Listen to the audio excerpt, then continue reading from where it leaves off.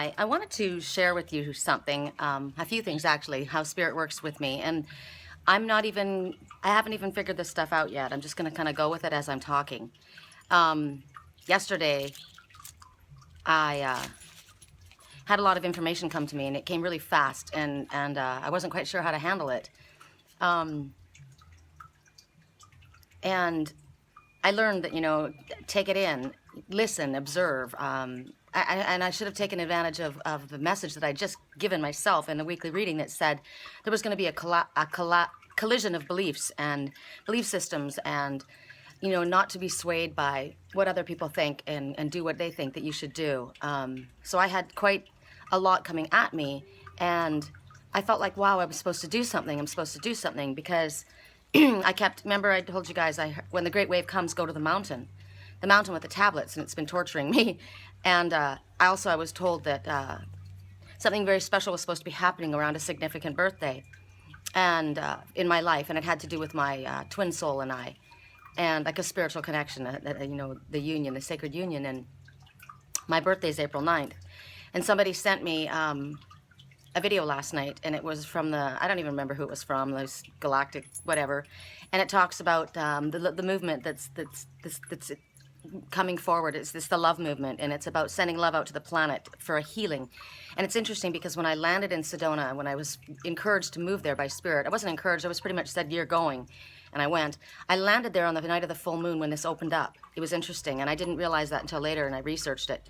And now here he sends me this video of this movement, and it's a special day, and the day is April 9th.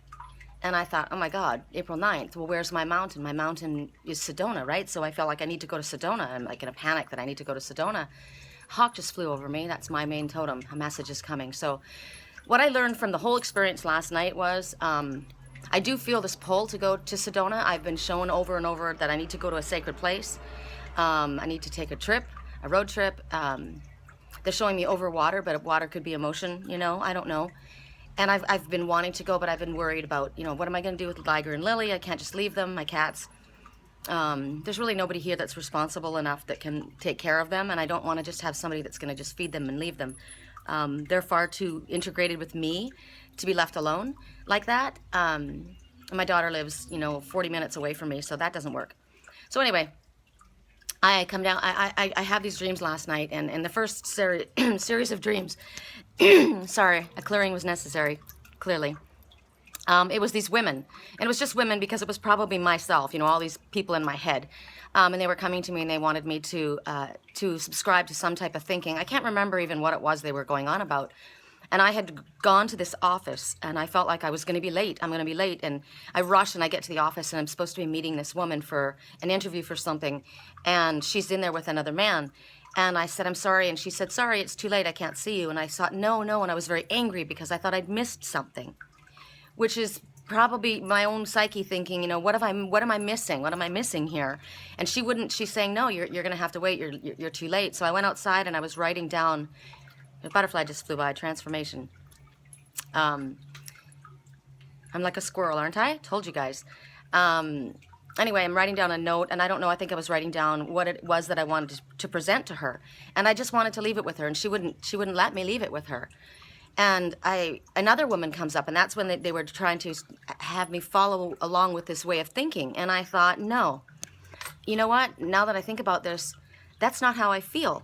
I don't agree with that. And they kept being very persistent with it. And I was like, no, it's not resonating with me, And if something doesn't resonate with me, I'm not going to do it. I don't care who you are.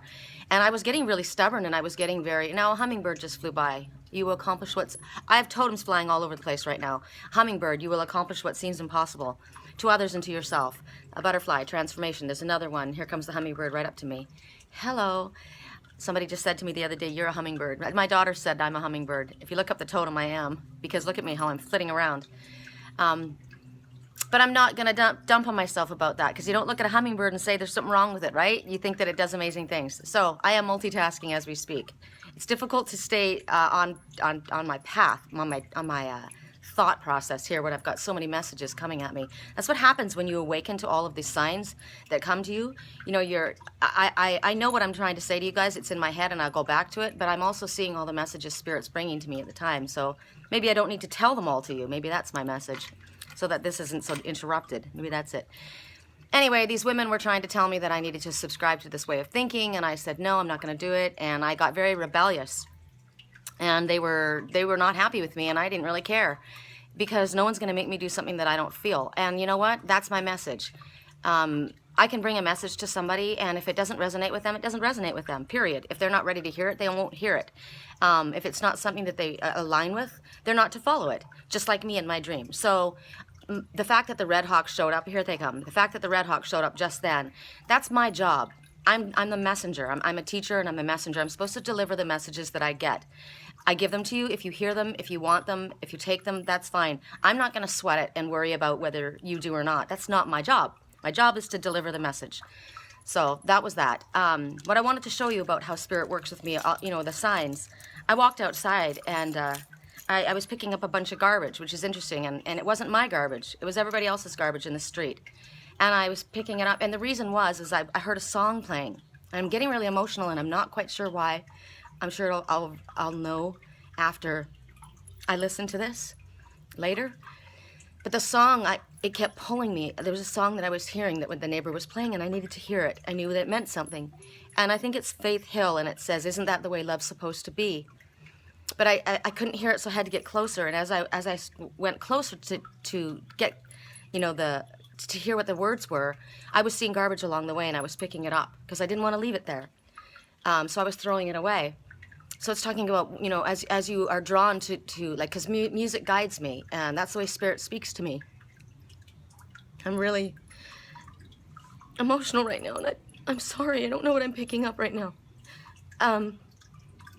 I guess it's because I'm supposed to trust it. You know, I started to doubt myself last night because things got really chaotic.